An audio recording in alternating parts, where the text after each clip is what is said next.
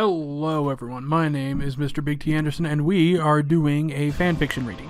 This time it's going to be Training Accident by ToxicLove7, and for those who don't know, I read fanfictions just kind of because I think they kind of get a bad rap. So I take different subjects every month. I find people whose writing I think is pretty good for one reason or another, and I read it. After letting them know, of course. So,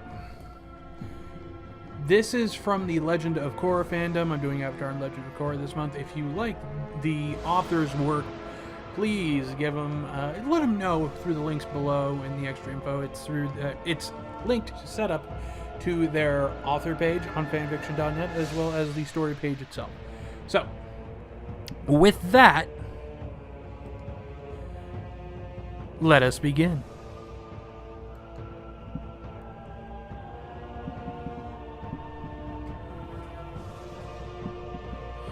Aang was so proud.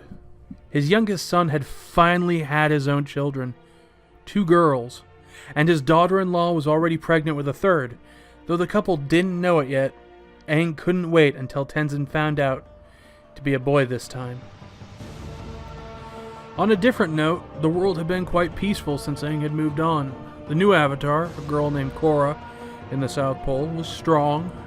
The former Avatar doubted she would have much trouble if she grew, so he spent most of his spiritual time floating around his loved ones, watching his son raise his family. Today, Aang was watching Tenzin take his eldest, 4-year-old Jinora, out to the plaza for some training. He watched as his son began to talk to his daughter, explaining a few things before they started, telling her how the air felt and would move with her when she was older, and that it was important to know how her body would fit with the air before she even tried to actually bend. After the short talk, Tenzin did a few movement exercises, and Aang let out a spiritual soft chuckle at the look of amazement and thirst on Jinora's face. She was determined, he could tell that much, determined to move as gracefully as her daddy. Tenzin stopped, and immediately the little girl jumped up from the step she'd been sitting on, ready to learn. Aang watched as Tenzin helped learn one of the simple moves, instructing and showing her how to move her body. Only an hour had passed before there were shouts coming from the direction of the family's home and the women's dormitories. More noticeable, however, was someone shouting for Tenzin. Tenzin glanced at his daughter, who was completely focused on mastering the next few steps he had shown her, before looking back towards the building. He knelt, instructing Jinora to continue practicing, to not leave the plaza for any reason, and that he or another acolyte would be back in a few seconds to watch her. Jinora nodded, watching him walk off for a second before her young man wandered back to the steps she'd been trying, and she went back to practicing. Aang had to frown at this. Even though Jinora had never caused trouble, she had never really been left alone before, especially not when she was outside, where the potential of her sneezing herself off the island was greater.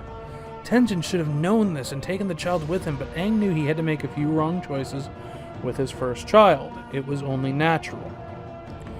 So Aang watched as the girl practiced the steps, starting from the beginning, until she got to the part she was having trouble with.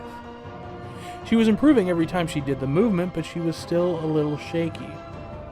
What could one expect from a 4-year-old, though? He smiled, sitting on the step and watching his granddaughter move. However, his non-beating heart froze when the little girl stopped just in front of him, her adorable little face squinching into an expression that Aang recognized. A sneeze. Spirits, he knew Tenzin needed to learn not to leave his child alone, but did it have to be a sneeze to teach him? One adorable little sneeze later, and Jinora was 20 feet in the air, Aang pulling at his non-existent hair. She floated for a split second in the air, a light giggle escaping her as she began to fall, too excited to try and keep herself up, or to slow her descent, it seemed. Fully freaking out now, Aang watched in horror as she fell, floating with her as she fell. He tried catching her, ignoring the spirit world logic that he couldn't touch her. He grabbed at her several times, lightly scowling when his hands passed through her each time.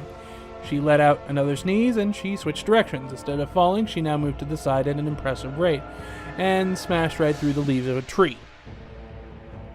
Aang, panicking even more so now, sped towards her, scary thoughts running through his mind. However, Jinora had landed somewhat safely, sitting on a large branch, thankfully, looking unharmed for the most part. Her lip had started bleeding, and there was a bruise forming on her forehead, but no broken bones from what Aang could tell. She had probably just smacked into the tree trunk and bit her lip before landing on the branch. A light sigh escaped his lips and he looked down at her, tears forming in her eyes from the pain, though she didn't make a sound.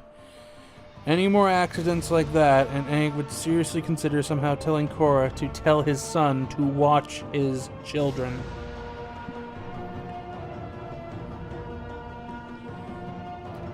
And that was Training Accident.